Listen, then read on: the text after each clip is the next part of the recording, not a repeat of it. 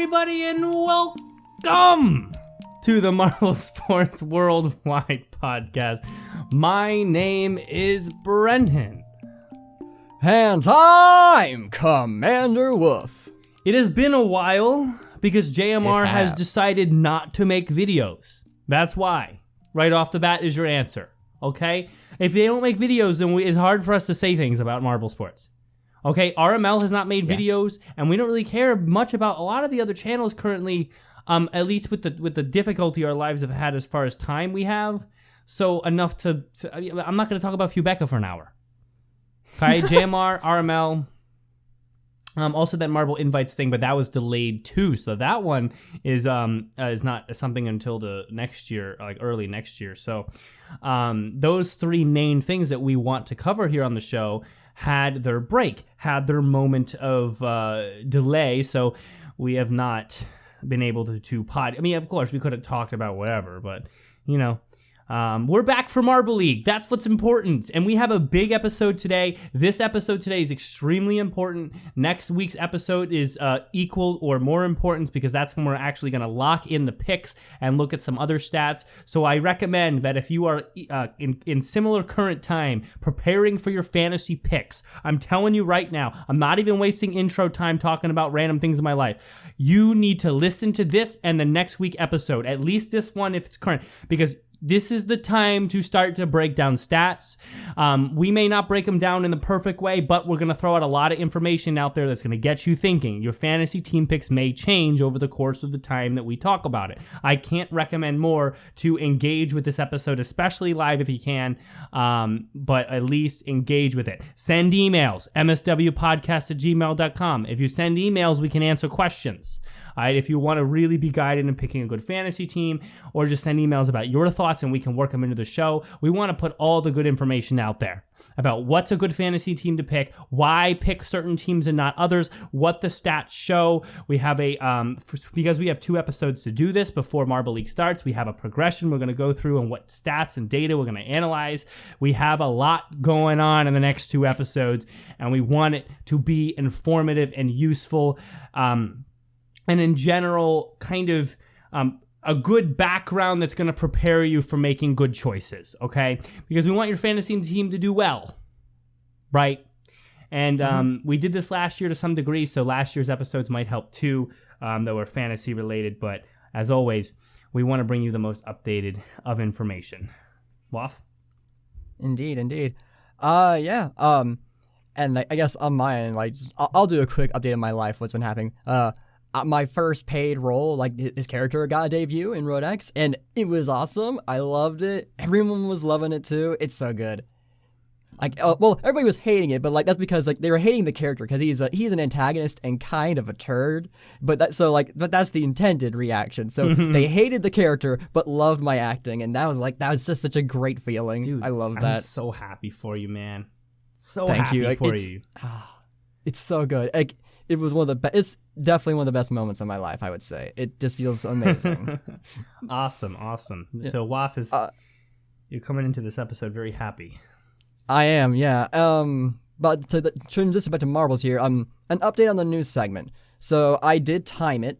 So last week's just the last news that I did, it took me like I only timed it whenever I was able to do something. So if the video was still rendering but I couldn't do anything, I stopped my timer. So I only counted time I was physically doing work on the actual creation of the video and like the creation of information for the upload. So the news took me 40 minutes and 32 seconds. Now, if that thing was one of the most basic news segments that you've ever seen in a long time. So heavily news segments with a lot of information and video elements, not those still images like I did last time.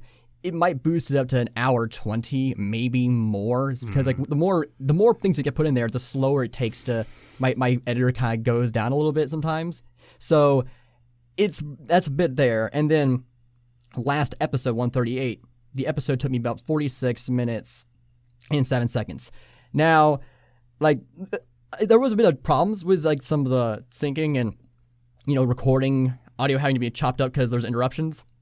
But at the same time, that's kind of normal for us. So it's like, that's a bit standard almost. So in total, the last episode took me almost an hour and a half to make. So, like, it does take a bit of time. Like, it may not sound like it's too much, but, like, you'd be surprised what you can do in that amount of time. Like, there are, like, auditions I could run. There are products that like, I have, like, recordings I need to do for that I could try and get done in that time. So it's like, I'm not necessarily certain I want to do the video editing. However, I think I will continue the news segment, but just in audio form. Because, like, so, like, there won't be probably any more individual news uploads because it'll just be, like, the still image, which is not very engaging to watch. But I think I will continue the news segment. It'll still be there. And, heck, to make it up for the decrease in visual quality, I'm actually going to try and do something that people have been asking for a long time, which is including other channels verbally in the news. So I may not do it this week just because this week I am swamped with work.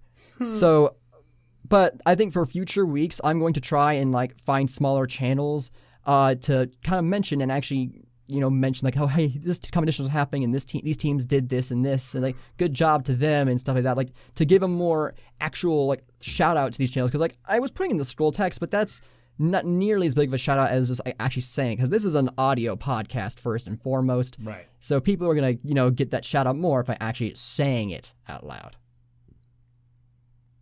Correct. Yeah, so, I can't agree more. So there you have it. There's the news update. Yeah. So I guess in that sense, like you can expect some news for this episode. Great. All right. Yeah. Great. Can't complain. Yeah, so we're not going to waste time here. I will mention one thing I like, though. There's an update to Audacity, which changed the interface a little bit, which is a little annoying, honestly. But there is now these little sliders on the microphone. Like on the microphone tab, there's a slider where I can just move the slider. It's in the microphone decibel measurer already, and it'll just keep my audio from going above a certain place in general. So if I turn around and start yelling like this, it's still kind of saying... it's not spiking up. If I would have like moved the slider up here and then turn around and start yelling like this, it's spiking up. But if I put it all the way down here, look at this. I put it all the way down here. The audio won't even when I'm loud like this, it won't even go up past like 24. So, I mean, this is the recording level. This is really good as a recording level. So I can kind of put it around here between like 6 and 12. So it's like the edge of the green into the yellow. And so even when I get a little loud, it won't be too bad. And honestly, that is a great update that I like, so I can try to keep the audio relatively controlled, and so even when I get loud and passionate, you're still hearing it a little bit better.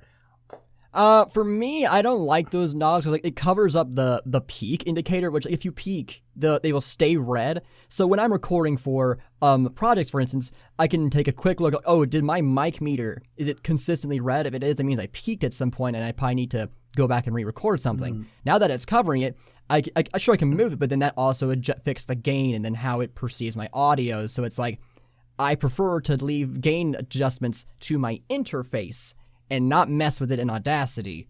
So it's like it's kind of inconvenient that they're blocking it there. I guess I guess I like it though because I am very dynamic with the way that my voice usually, you know what I mean? In the sense where like I am often very in range. Like I'll be talking down here, just talking normal, and then be like, whoa, the limers, so it goes all the way around. So something that can like I can move a bar and so very deliberately keep my voice within a certain range, as opposed to having to like check and then look at the waveform and then adjust and then look at the waveform and then adjust. And it's kind of nice when I just can put a bar, and then the bar tends to keep the volume around there very nicely. So for my ridiculousness of voice, it's very nice, especially when I do broadcasting and it's the same idea. I'm commenting, everything's all over the place, and tensions go high for a second when cars collide or whatever, and whatever. Anyway, I don't know if it stops your audio from going above it, because I think it's just the gain level. Yeah. I don't think it actually stops you from going over it. It just... But it's an easier way to adjust. Like it does go over a little bit when I yell, but not a lot, and it won't peak to red if I yell, even if I yell really loud, which is very nice. But it's harder for me to see where that peak around is going to be. And the bar gives me a general gist because I can see it right on top of the decibel measure instead of like having to connect it and like really test a bunch because my voice goes all over the place. So That's enough intro. It's 10 minutes. We need to talk about marbles. When we get back from the news, that's what I'm going to tell you. Okay, first of all, how we're going to approach the whole thing, what we're going to talk about, why we're going to talk about it, and like just kind of progress through. So news, then we got fantasy. Email in, please. MSWpodcast@gmail.com. I know I said that, but shit, email in. It's Marble League now, okay? News. Bye.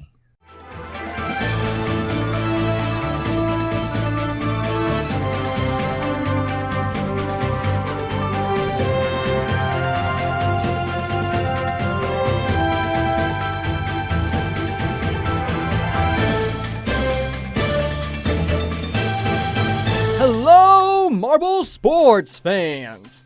I'm Commander Wolf, here with the Marble Sports Worldwide News. Sorry for the scare last time, but the news is officially back. We may not have as much of a budget for our visual aspects, but we're gonna have more news than ever, so let's get right to it. The qualifiers for Marble League 2022 have concluded, and it featured quite a variety of events.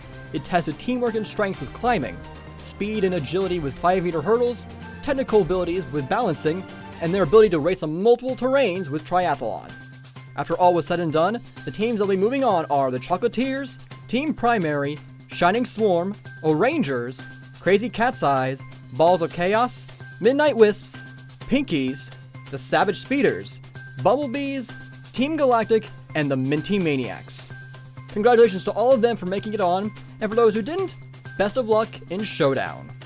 And now for a different competition, we have the Adventure Marble League Summer Challenge Paper Finals.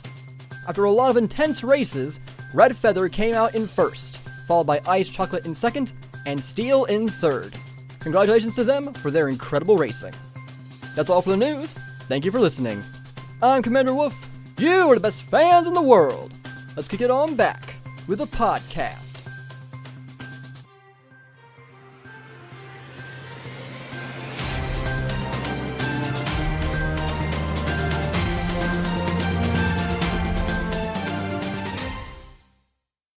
All right, we have returned from the news, and I am extremely excited to be back from the news because now we can talk about these teams. I want to jump right in. I don't want to waste time. I don't want to put a couple semi-clever jokes in there. I just want to get into it, so let's do it. Fantasy. Now, fantasy, WAF, calling you out just in case you don't know, and also you're the only person I can address on the show because you're the only one here. Right. The fantasy is a little bit different this year. It is a little bit different. I'm gonna actually read the announcement from the Marble Base so you know. So I'll just read the announcement. There's a lot of extra words in here, but I'll read it. So he says, we will be releasing a new fantasy league for Marble League 2022, but it will not be ready in time for the qualifiers today. That's as of Friday. It's going to be ready very soon. That said, there will be both a team and an athlete fantasy league, thanks to Nova Wolf for creating the latter. More details to come. And we should have it ready for sign-up sometime this weekend, which they have not because it's Sunday and they still don't have it ready.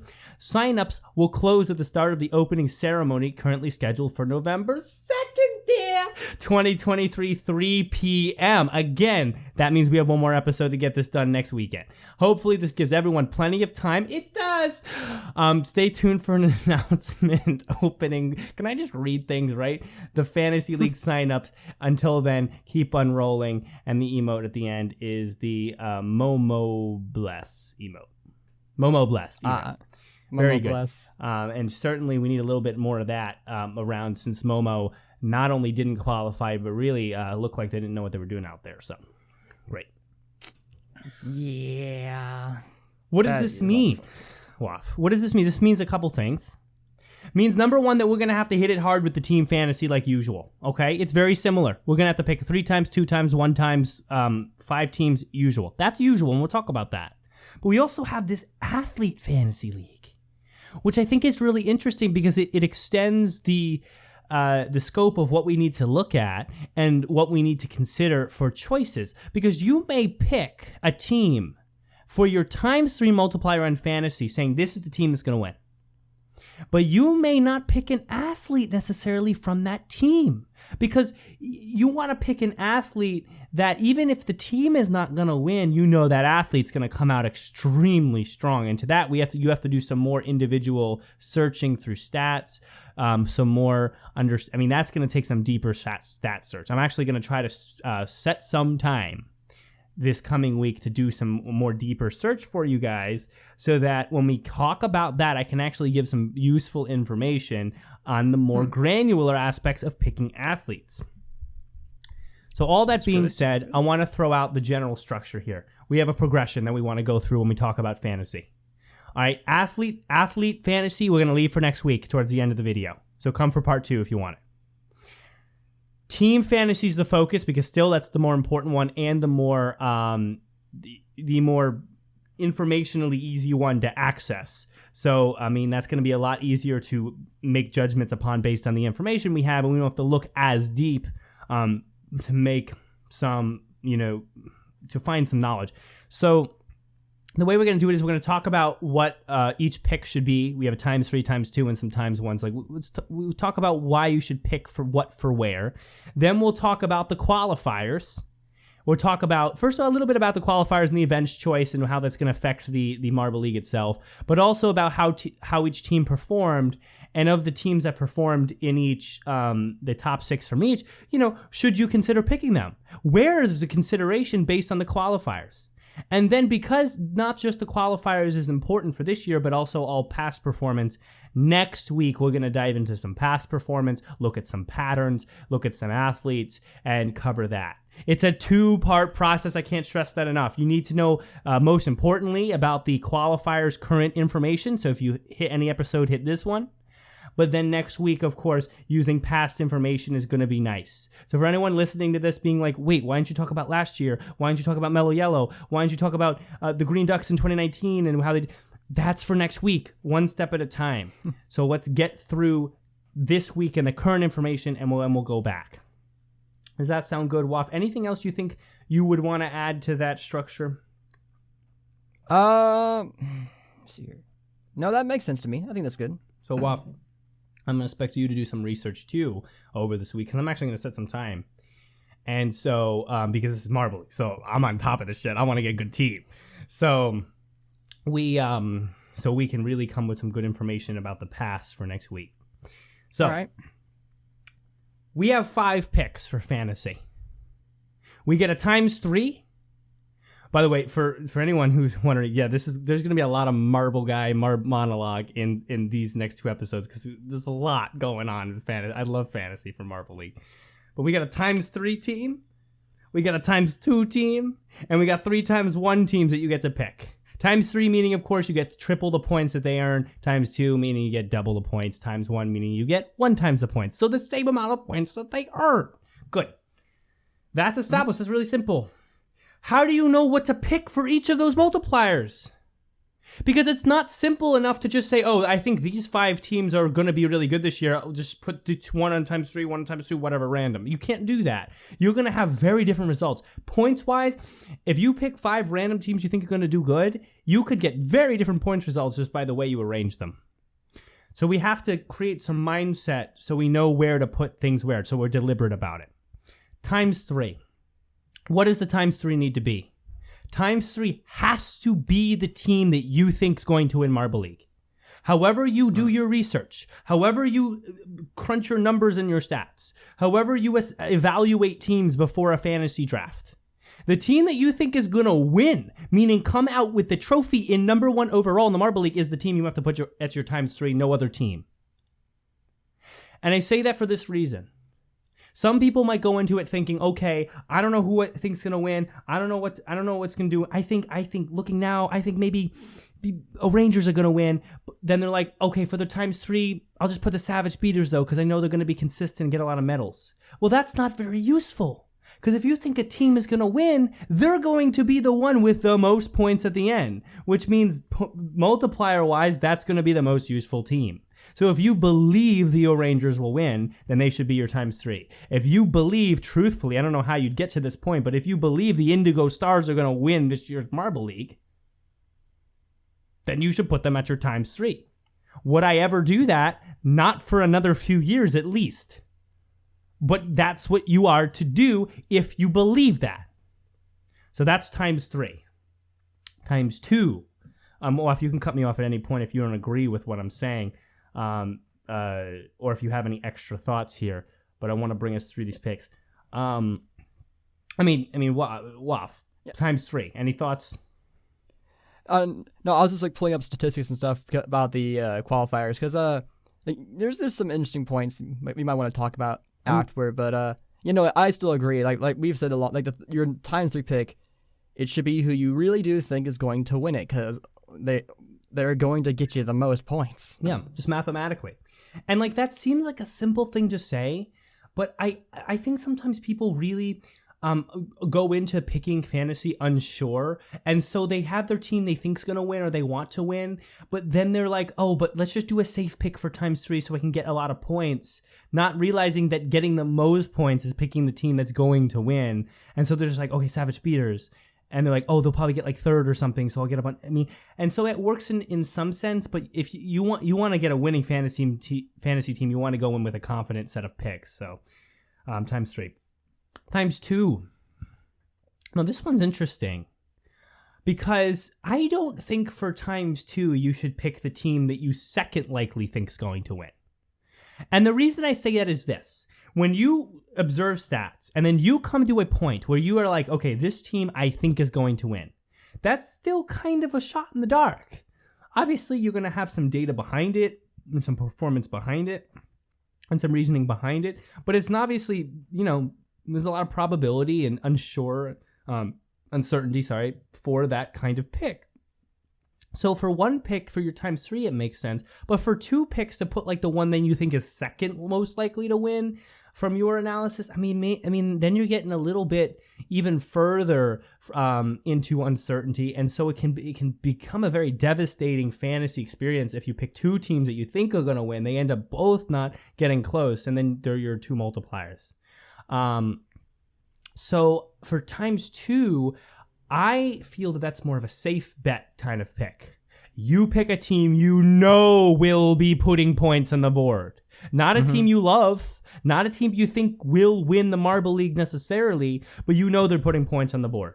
And that's where I say things like Savage Speeders, Rangers, and it didn't make it, surprisingly, which is quite sad, actually.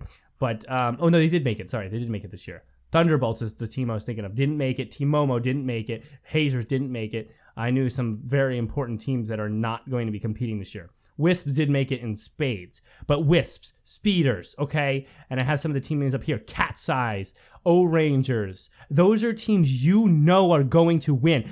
You take Cat's Eyes, okay? And we're going to get into them more specifically later. 2, 5, 6, 15. 2, 5, 6, 15. They sucked in the first 3 events. I thought they weren't going to qualify. But then they come out in triathlon, and the win is not just there, but it's easy. They led the whole thing. Because they're good at that. They will put over 16 events. Are you kidding me? The Cat's Eyes are going to put some gold medals on the board. The Rangers are going to put some gold medals on the board. The Savage Speeders will put medals on the board. Yeah. It will happen. I love that the Cat's Eyes did put Blue Eye in, who we statistically figured out was the best at elemental racing. So having them race, that was the perfect choice. Yeah, and you know what? Waf? Blue Eye killed it. I will say the triathlon made no sense, and it was way too short to make sense as a triathlon, and the water section was about 3 inches, but we'll talk about that later. But you have to pick a consistent team because you in the final analysis, you know not who will do good. There is a chance that the top 5 this year in overall standings is going to be Chocolatiers, Pinkies, Bumblebees, Mini Maniacs, and then throw balls of chaos in there. It could be. It's probably not going to be, but it could be. Okay? So that's always possible, but you have to pick for some sort of consistency. So you're always making some stride to put points on the board. You don't want to be live in too much uncertainty. So that's pick 2. Trivia pointed out Blue Eye got disqualified in triathlon last year, so they put a lot of faith in him to behave this time. A wonderful point. And it worked out. But it worked out. A DQ always leaves room for error outside of skill. So the error within the skill within Blue Eye for triathlon is not necessarily in equality with the error that came from the disqualification. I forget necessarily why he was disqualified. I think it was something with it was because like they forced a marble off the track. Right.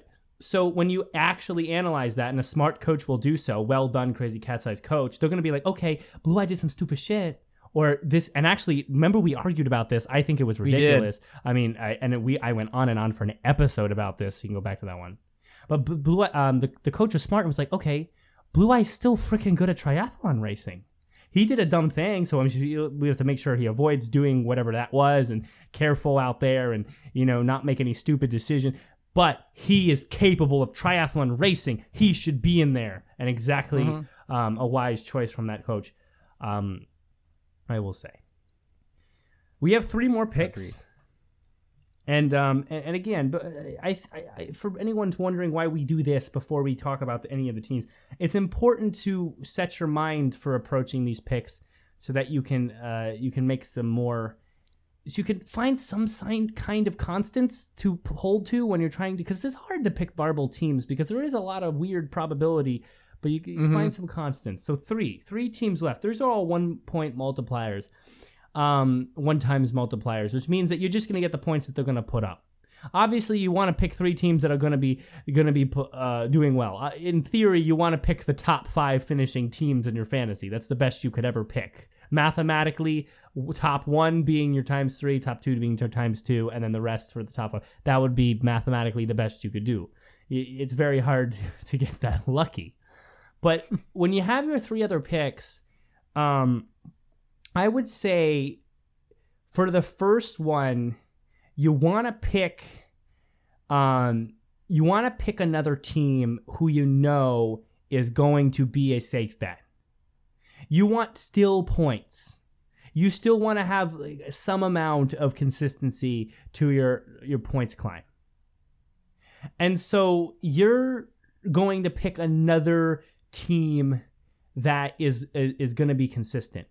In theory, I would imagine picking for your times 2 a team that has consistency from the previous year. So the 4 auto-qualifying teams, which this year, Green Ducks, again, that's weird because it's a host qualify instead of a skill qualify. But you got, what is it, Mellow Yellow? Who are the other 2? Why do I not remember this? Raspberry Racers and Gliding Glaciers.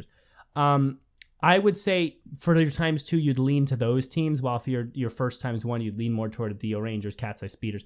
The consistent teams who fought their way back into the qualifiers, through the qualifiers.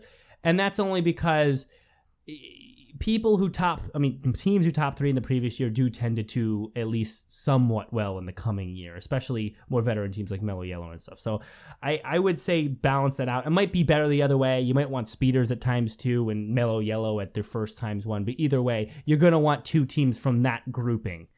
For number 4, I again lean toward this one. I lean more towards what I consider a dark horse team. I thought 5 was the dark horse. I think that's what I said last year, but I have a slightly different, and it might be the same idea but different order this time.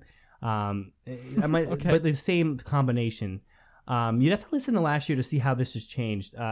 This is interesting, but I'm pretty confident in this set. You want your team you think is going to win, 2 teams that are consistent, dark horse team for 4. Meaning what? Meaning the team that is not necessarily the known past best team, but is very good currently. Chocolatiers would be a great example. Pinkies would be a great example. Came out and absolutely destroyed in the qualifiers. Pinky got 2 medals in the qualifiers. In hurdles and balancing, by the way, Waff. True. Those were very classic events, but we also need to remember how stacked Group B was with these all-stars. It's like, wow, that was these were so unbalanced. These still. You mean A? I thought A was a lot harder of a group than B. A had Cat's Eyes or Rangers. Group B had the Snowballs. Group B had the Wisps, Speeders, Galactic, Thunderbolts, Hazers, Momo, and to a certain extent, Oceanics, they were kind of improving for a bit. No, but but wouldn't you say it'd be more impressive that the Pinkies did as well as they did? You're right. I misspoke. I thought Pinkies were in Group A. Yeah, you're right. That actually makes them shine even more. The fact that they did that well. In numerical practice, Group A was far and away much better at balancing than B, by the way. No, Group A was way better. Crazy Cat's Eyes got like 6th or 7th with 335. Savage Beaters got 3rd with 334. Which is it's incredible. And I sat and I was like, oh, motherfucker, man. Because, I forgot I don't curse on this show. I mean, you do, but you usually are more jeez. No, because I was so mad. I was sitting there earlier watching this on my phone and I was eating and I was so mad. I was like, are you kidding me right now? Because literally the Savage Beaters, I thought Crazy Cat's Eyes were not going to qualify. Savage Beaters pick up 3rd place with the same score. So I was a little mad. But then the Crazy Cat's Eyes came back with it. But what I'm saying here is you need to pick a dark horse. One, and by dark horse, I mean, because dark horse definition is basically like a team that like you'd never think could win, but whoa, they come back and win. And you can see foreshadowing of that based on momentum in the qualifiers. If I say to you Chocolatiers, and someone has not watched the qualifiers for this year, they're going to say, what? No. But then if you watch qualifiers of this year, you get 2 medals and a 1st place in Group A, right? So you have to keep that in mind. Current momentum will make a difference. Teams are improving. Teams are fluctuating in skill. And we saw that a lot over the past year in general. Mm-hmm. As more and more lesser teams are working their way to prominence and greater teams are falling a little bit. So you have to, but I would recommend a pick like that. Honestly, if I throw out initial thoughts, Mellow Yellow is going to be on my team. Cat's Eyes or Speeders probably on my team. I got to look at some past stats. And then my dark horse, I'm maybe feeling Chocolatiers. Which I can't believe I'm saying that. Chocolatiers. I may be feeling happy. And, like, here's the thing. Like, I know they're in 1st, so it seems like an easy pick. And that's why careful, because we have part 2, which looks at past that, so careful. But they came out so strong. 15 and 10 in the hurdles and triathlon, that's a big deal. That's a very big deal. True. Okay. Yeah. So are we going to do we want to do our picks today? No. Or what we think? Because at the end of part 2, we look at some past stats, we'll decide. I think by the end of this episode, we should throw out a preliminary picks with the understanding that it's most likely going to change a little bit. Yeah. One other pick, though. That's 4, dark horse. Pinkies, Chocolatiers seem good. I still would stay away from the Pinkies, and the reason I would stay away from the Pinkies this year, I'm just saying it now, is because of past experience. And Pinkies, I mean, Chocolatiers not the best in the past, but way more promising than a very, very last place type of Pinkies. It's really, really going to be hard for me. Like, for example, better said like this, better analogy, because I feel like people don't pay a lot of attention to the Pinkies and their performance. If the Limers, who we know all about, if the Limers got 2nd place in Group B, I would still not pick them for my dark horse. I might pick them for the next number 5 for a different reason. We'll get to that, but I would not pick them for dark horse because there's not enough there. Chocolatiers, there's some promise. Shining Swarm 3rd with the silver. There's a little promise where I'm like, maybe they would be a dark horse. Team Primary, maybe not Pinkies, and I could be wrong because you never know. But I mean, based on what the information I have now, it's very hard for me to say Pinkies for myself. Trivia points out that like in 2017, Pinkies won qualies and they were in the top 3 for most of the season, which is that's too far. A good point. It's too far away. It's sure. Too far away. Yeah. Like I mean, and like there's another point I should mention. Like Mellow Yellow has been like that inconsistent team. You know, it was like good, and there's like bad, good, and then this year like we're really gonna be bad again. I don't know. You know, I would okay. I don't want to say don't pick Pinkies, but I do want to say really, really be committed to it if you're going to, and don't use 2017 as an argument. Don't do it. It's 2022. 2017 plus 5 is 2022. 5 years. Yeah. Okay? It's too far. Okay?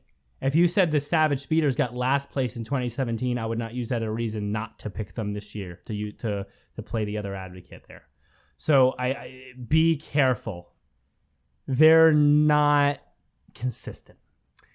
Last pick, number 5. Now, number 5, I say this because, you want there to be some heart in your fantasy team. And honestly,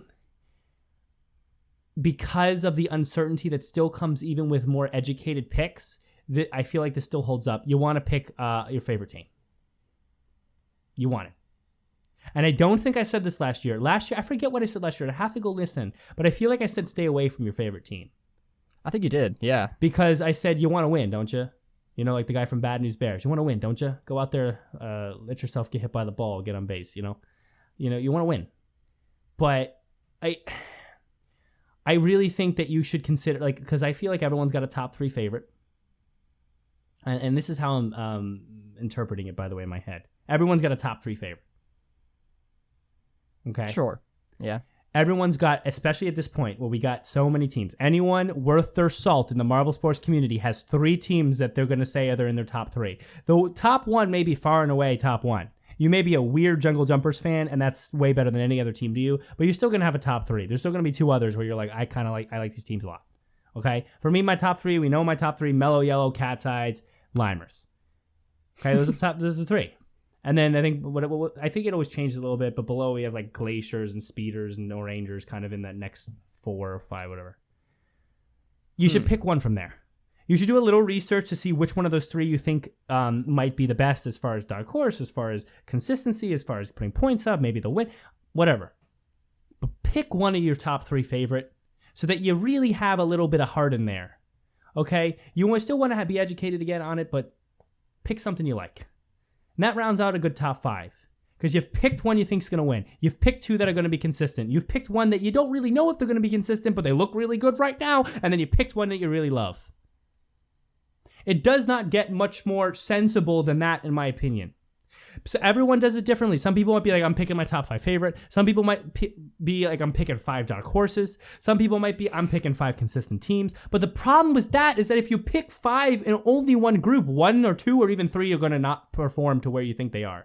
If you pick 5 dark horses, well, there's only 2 or less that can be dark horses. If you pick 5 teams you think are going to win, well, there's only one of them that can win. If you pick 5 teams you think are going to be consistent, not all teams will be consistent. If you pick 5 that are your favorite, well, that's just stupid. Joe Veridian's, I feel called out. Who?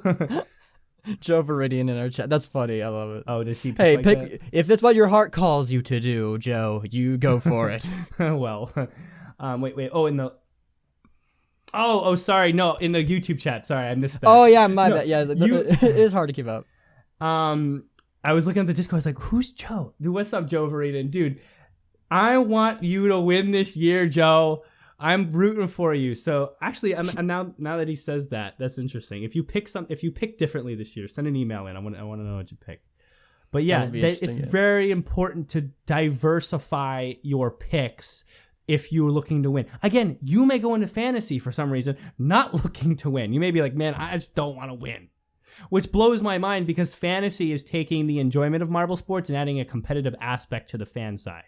If you just want to enjoy and not win, then you can just watch, right? I mean, like, you watch your favorite team.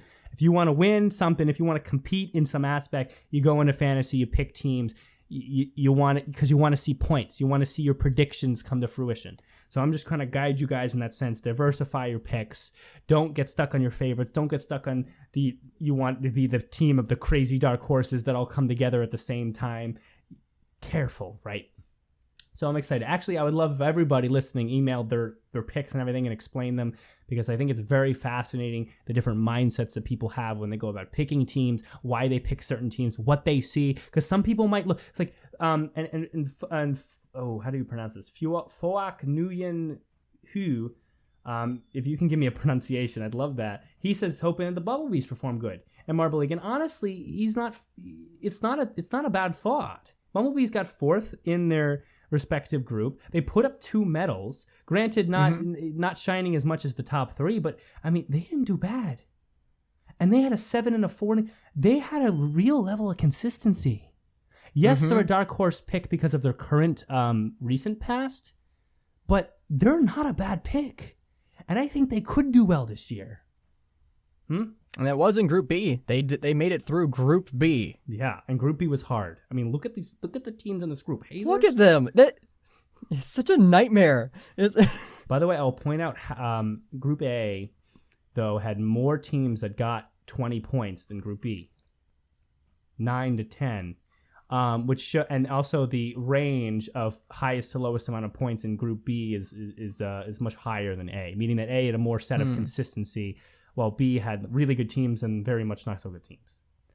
All that being said, that is the basic understanding of how to pick fantasy. If I had the energy, I would love to type out and even make a video, either make a video or kind of a little article that kind of would explain that more concisely, because it'd be really nice. I think that people love the guidance, so that, like, because it's hard to know what to pick. When I first went into my first fantasy, way back, I guess it was 2018 or 2019, I forget, I went in and I was like, I don't know what to do.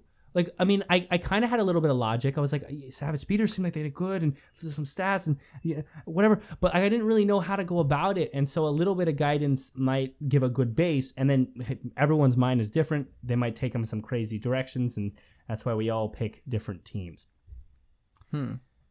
Anyway, well, if anything to add to that before we break down quickly these events. No, you always get the fantasy part very thorough. You're always very good about the fantasy section. I appreciate that, Waff. It is very. There's a reason for that, Waff. You know why, by the way? Well, you've been with me now 139 episodes. I'm gonna ask you. Do you know why? Well, I've not been here that long. Remember, I joined on the 129. Don't make me kick you off the show for saying that.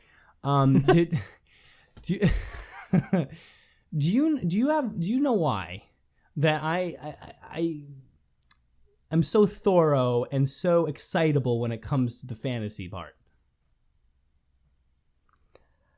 Because I would say it probably has to do with you're a very competitive person, I would say. So being able to compete and also like I think you do enjoy the research aspect of things, and so. Like, fantasy requires a lot of research into who you should pick. Analysis aspect, yeah, I do like that.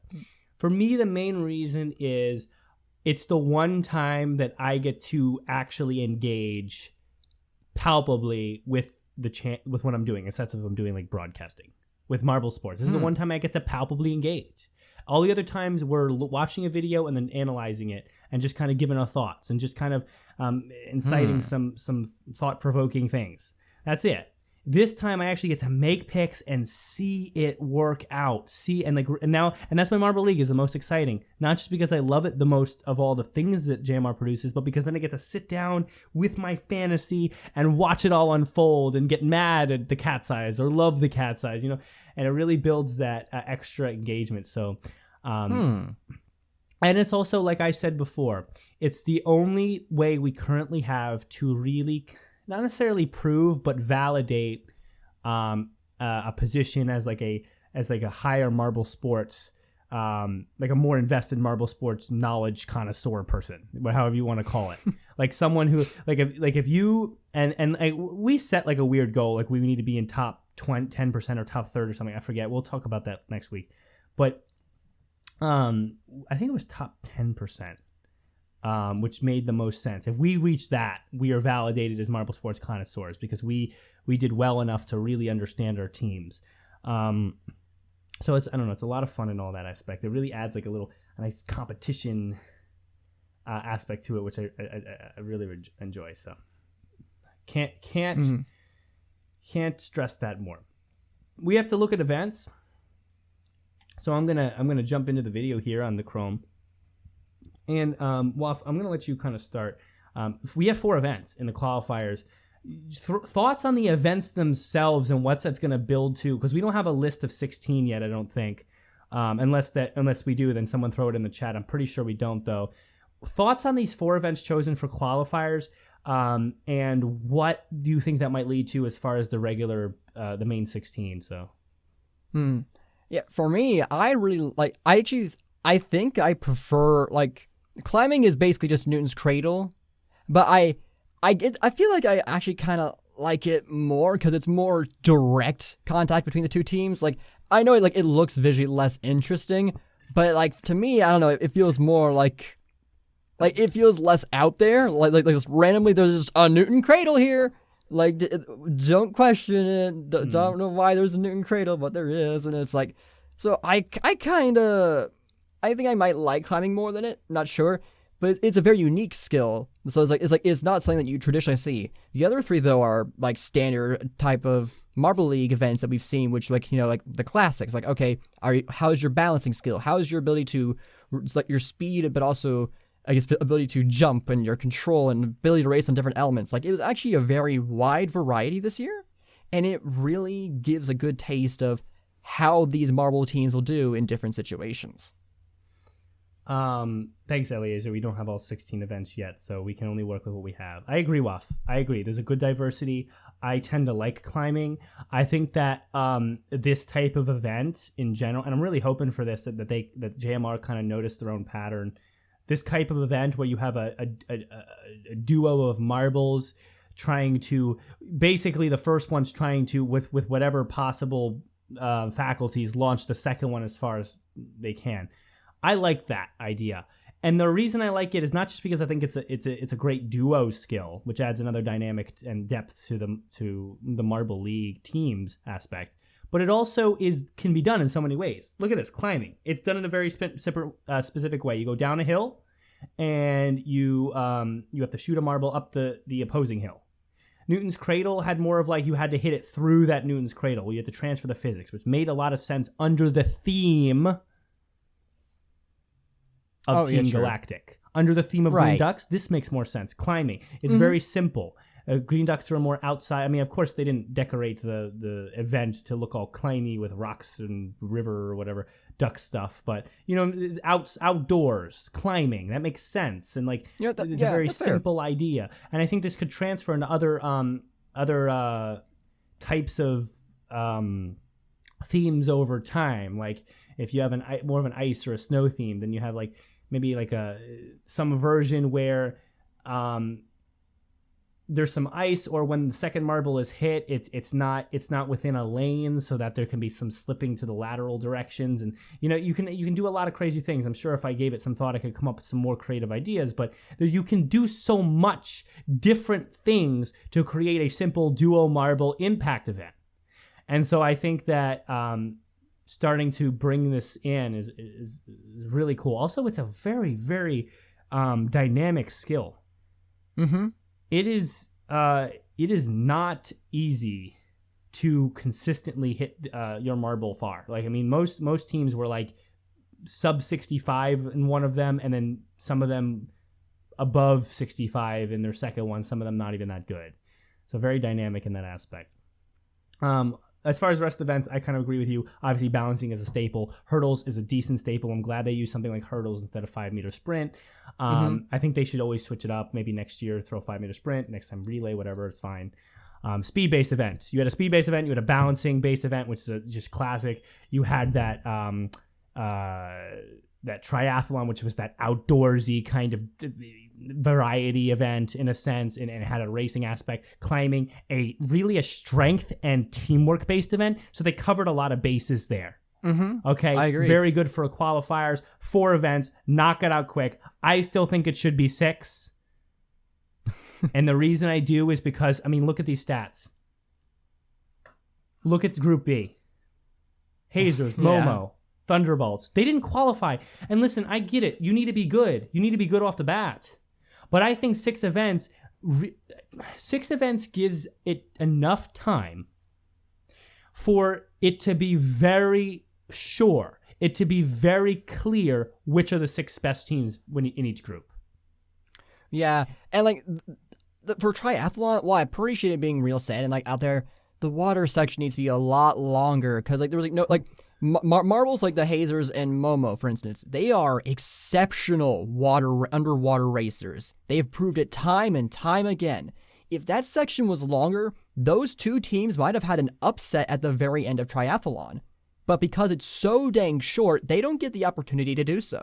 Short is an understatement here. I mean, it really bothered me. I thought I didn't even know there's a water section. When Greg had to call it out for me to realize, I thought the finish line was as you entered the water, or the tide came up a little bit over the course or something. I really didn't like this. I know they'd have to get a little wetter to get into there all the way down, but I mean, they had the space. I mean, like, if you're gonna go through all this effort, put a bathing suit on and go a few more lengths into the damn water. Like, what the hell? I mean, you can see it's like a calm lake that's pretty shallow for another at least 3 lengths of track out. It's not a water section.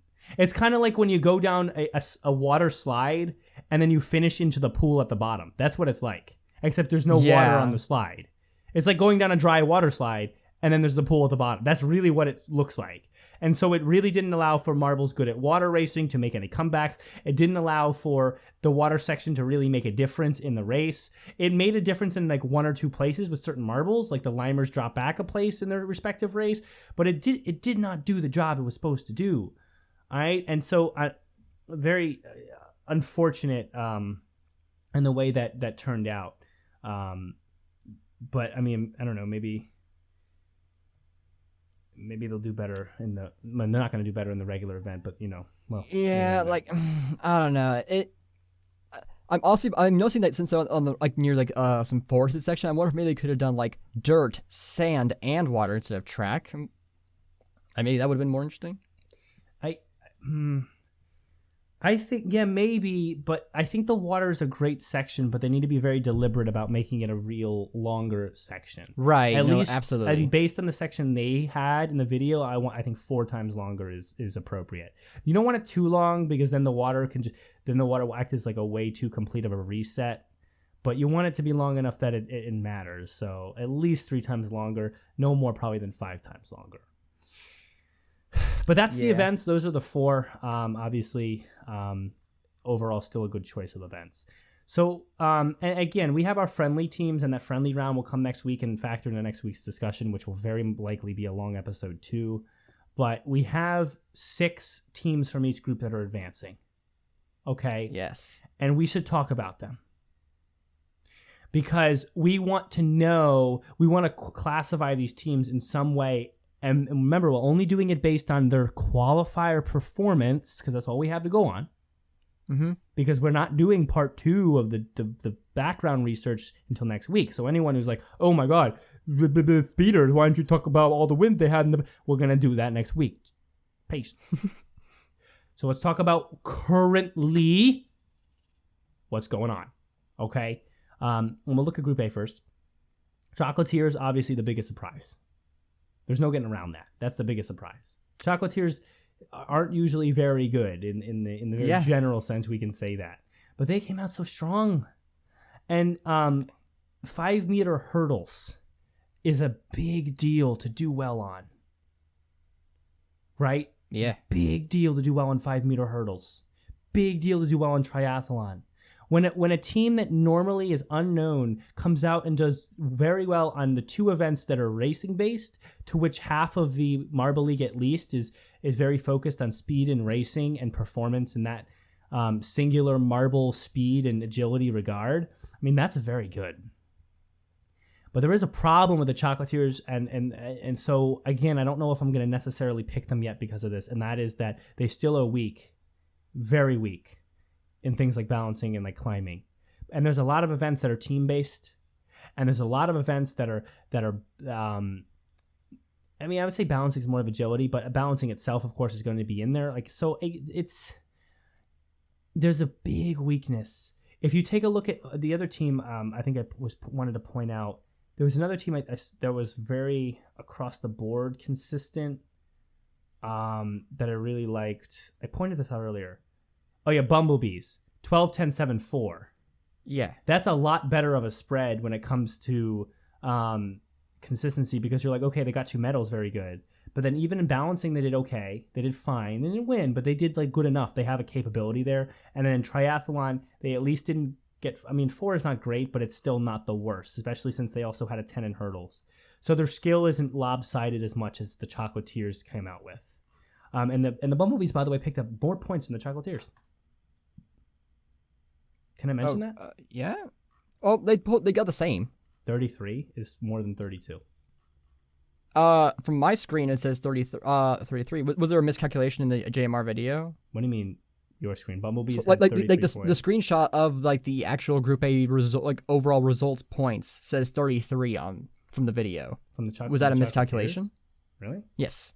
I did not notice that error. By the way, there was another error for one of the things for Heat 2 of the balancing. When the first little screen comes up, they called it Heat 3. It was interesting. I noticed that and I was like, yeah.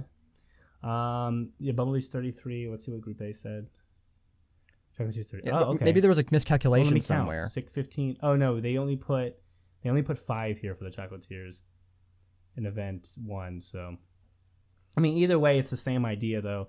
The Bumblebees, even though placing 4th in B, aren't looking at bad points wise. They're more consistent in their skill and less lopsided. And they put up medals on 2 different types of events: speed and climbing. So a team-based, more strength-based event and an individual speed-based event.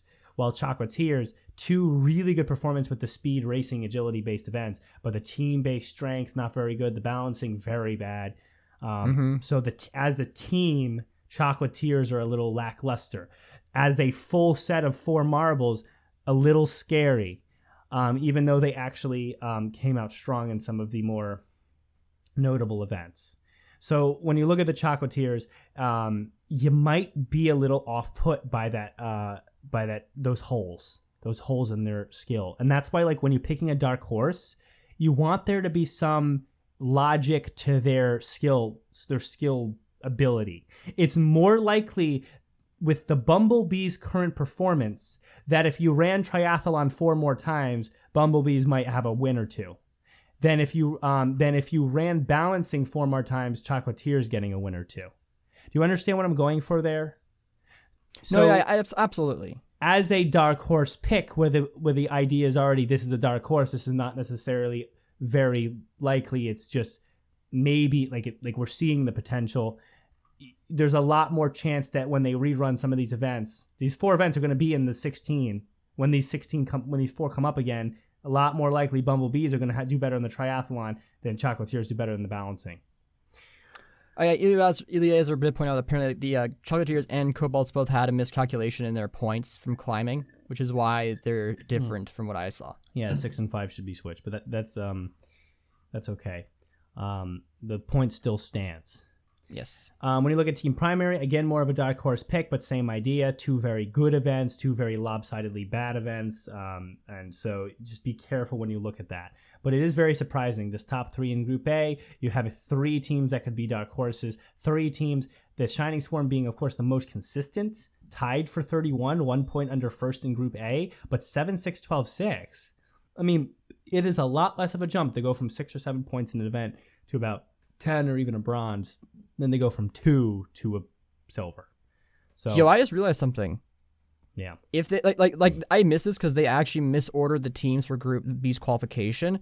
But if the 2 teams groups both together, the Savage Speeders would not have qualified.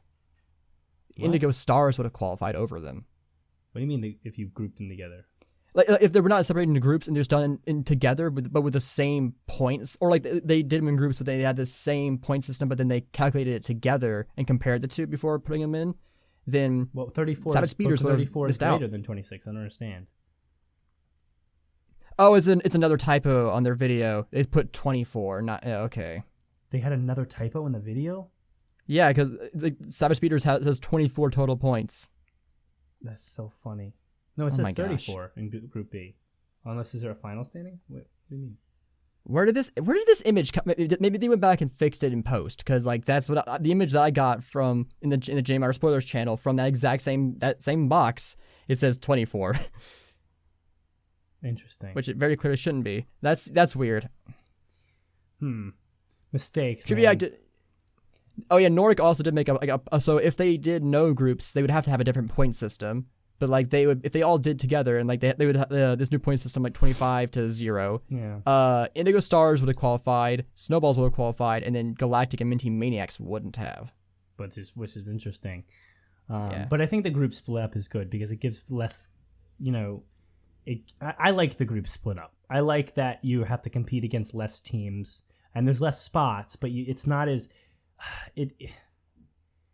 I don't know. I feel like I went into this in detail one time, but like basically I think if you have too many teams, it kind of like if you like have 100 people come out for a tryout and you say, okay, only 20 are going to make the team, then 80 people are like, dude, like just, if I look around and see close to 20 people that are cracked at what they're doing, like I'm in trouble, but if you break it up into groups of 25 and say, okay, only 5 from each group is going to make it, then you always feel like you have a chance. Of course, it might shortchange people who are overall better because they're in a group with other overall much better players.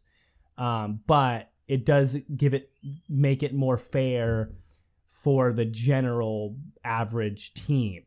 Gives more of a chance, which makes more sense in the sense of like, because Marble Sports has a lot of probability and is very different event to event, and it's not just a singular action. You adding a little bit more of that chance for the average team is a good thing than as opposed to like, if you're trying out for one specific skill, you'd want it to be, of course, you want to pick your 20 most cracked teams. So I don't know. I tend to lean for the groups and the Marble Sports thing. Going down the order, Chocolatiers, Team Primary, Shining Swarm. Obviously, 3 Dark Horses did well. Rangers, Cat's Eyes, Balls of Chaos. Now, Balls of Chaos was just, again, very chaotic. So it's hard to really talk about them. I usually stay away from them when it comes to picking a fantasy.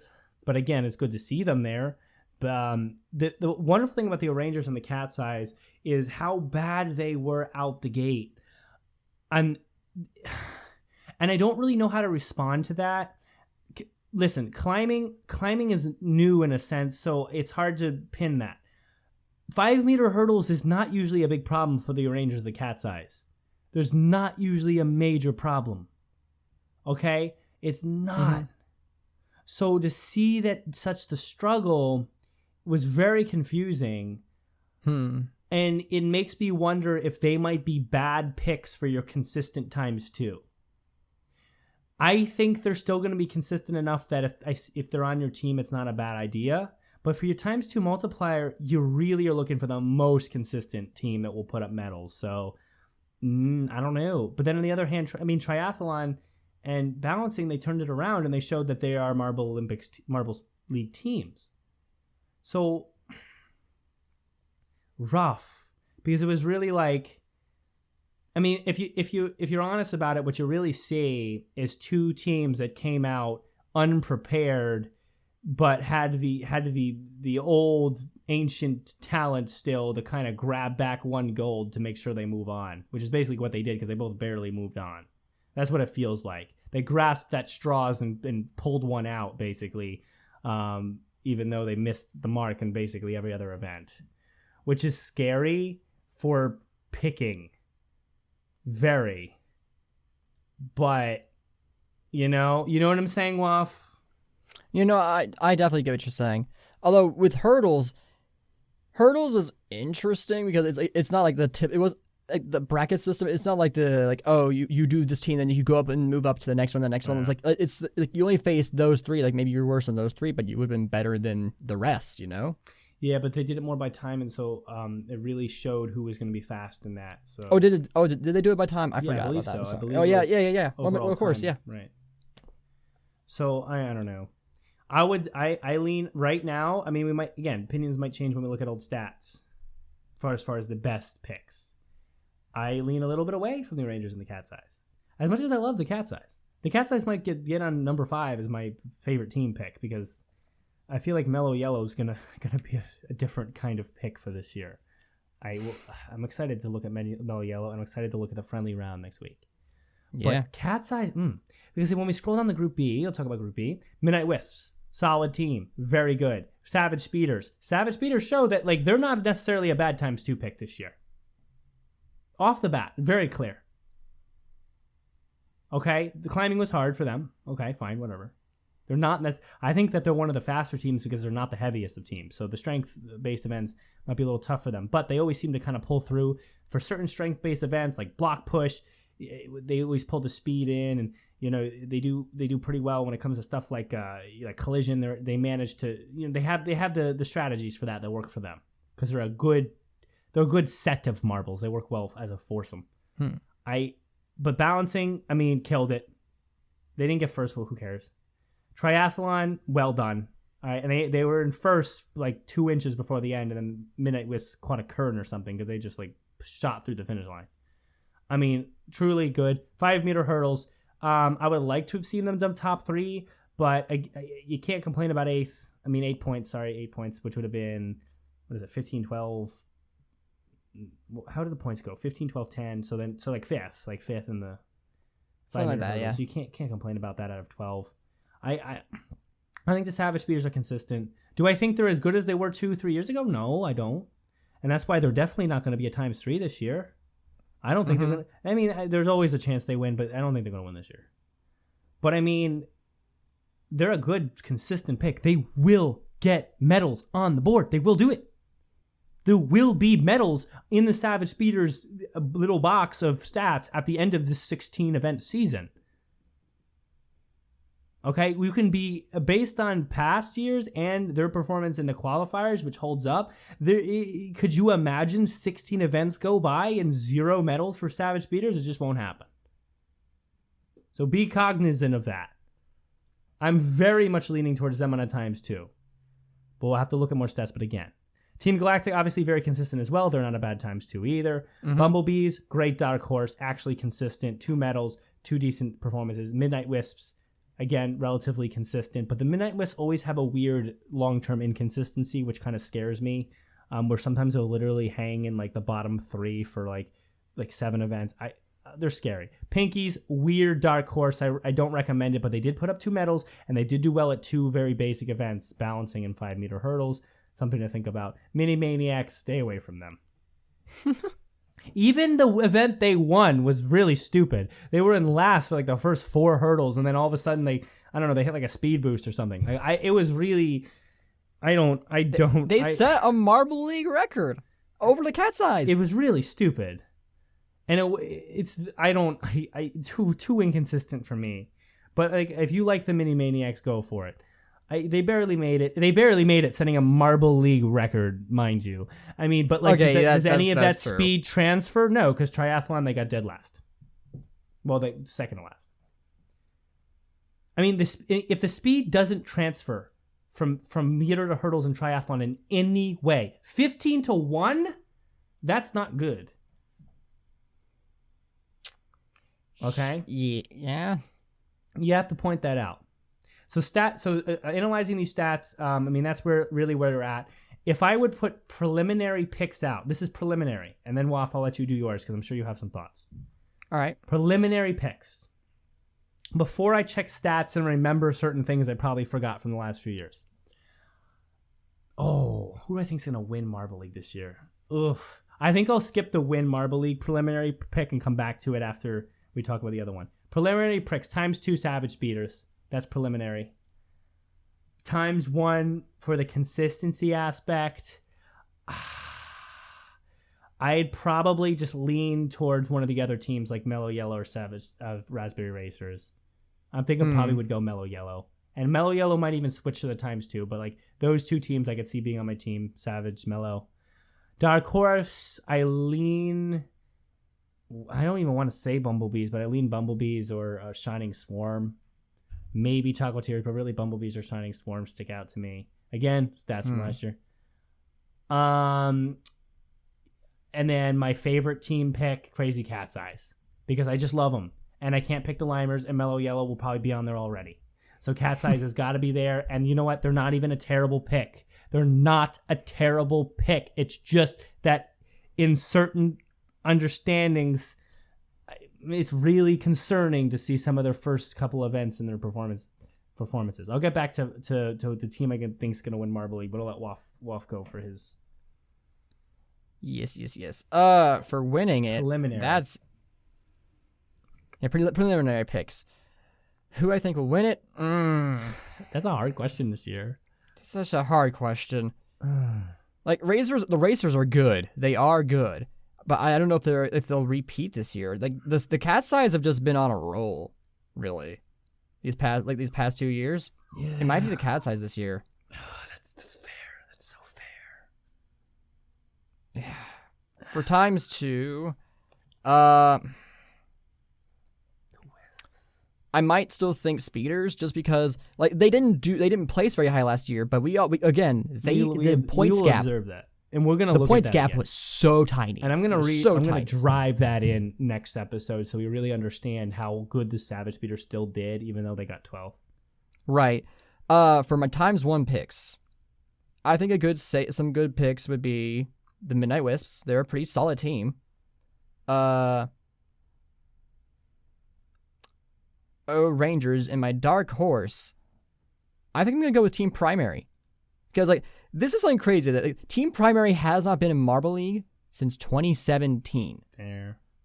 And like they're like a team that like it's almost synonymous with JMR for me. Like they're such a they've been here since the beginning. So like whenever I think of JMR, one of the first few teams I normally think of is Team Primary. So it's kind of crazy to think that they've been so uninvolved. But the fact that they finally have made it back again, and they did really well in their group, it was Group A, but still, they might actually have a shot at doing some pretty decent performances this year. Doing some damage, yeah. I don't agree with that, but I mean, to each their own. I'm not a big Primary guy. To each their own. For the winner of Marble League, I'll reserve judgment on the 4 teams. I'll pick this preliminary winner, not considering the 4 teams that are auto-qualified because I haven't stats analyzed them yet. I know I'm going to be picking at least one of them for my fantasy, maybe 2, but I'm not gonna think about them right now. If I would have to pick a winner from the 2 groups we saw in the qualifiers, holy God, I don't lean Speeders. Cat's Eyes is plausible, but as plausible as our Rangers, and I don't feel them. Galactic. Oh, they got 5th in a group, by the way. Did you notice that? It really is. Isn't it funny?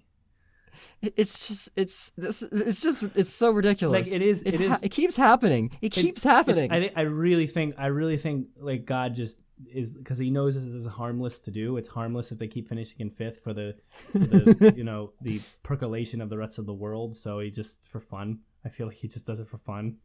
So for 5ths forever for this team is just randomly. It's great. But I think Galactic could win this year. They have a really strong base as a team. Look at the 6 teams we have. Look at the 12 teams we have. And again, remember, this is not considering the 4 auto-qualified teams. When we consider those next week, my winner could change. Chocolatiers to win, Team Primary to win, Shining Spoon to win, and then I'm kind of on Rangers and Cat's Eyes. I mean, that's 5 teams right here in Group A that I'm very, very lukewarm on as far as actually winning the whole thing. Balls Like Chaos, I really can't see it. Midnight Wisps, possible Midnight Wisps win. Definitely no Pinkies. Savage Speeders, I'd say, again, more of like a top 3 finish. Bumblebees, possible. As weird as it is to say, Bumblebees are possible to win Marble League this year. What the heck, Brendan? I want to throw it out there. I want to. Galactic, possible. Mini Maniacs, definitely not possible. So you're from the qualifying teams, my initial leans, Midnight Wisp, Bumblebees, Team Galactic for your overall winners. Okay? Okay. But again, I think that's going to change when I look at some past year stats. But I mean, man, Wisps are fine. And they had the most points from both groups. Bumblebees, consistent. All right? Galactic, they have a really strong base and didn't do that bad. 5-meter hurdles is concerning, but again, I don't know. Something about them this year. Like, this is a very, very hard set of picks. which is I'm glad we have 2 episodes for this. I don't have to lock in until next week.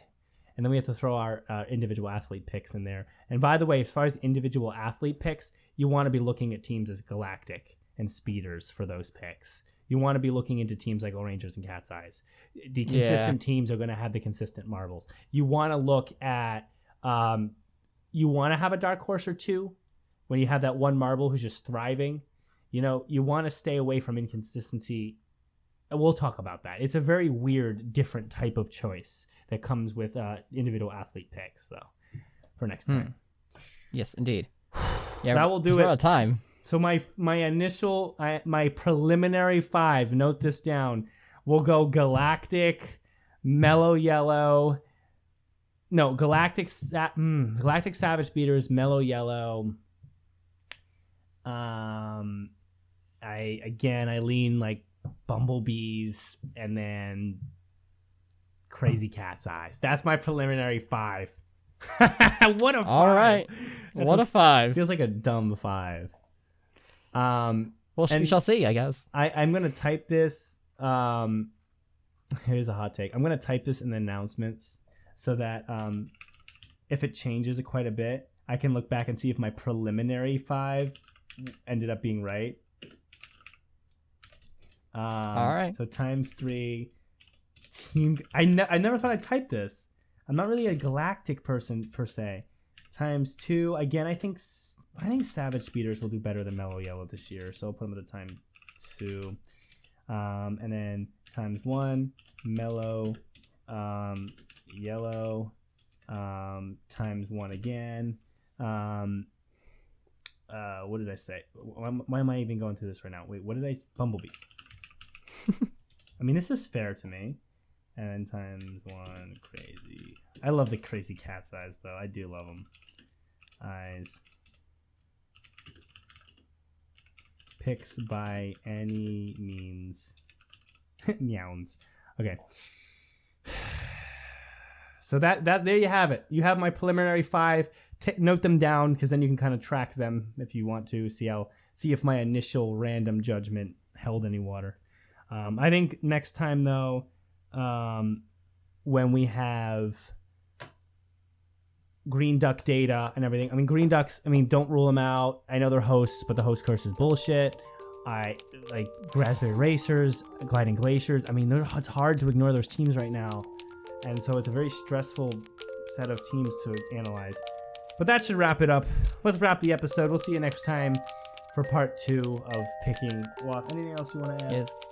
Nope, I got nothing, and it's time to head out of here. So with that, I shall say, roll on, Marble Sports fans!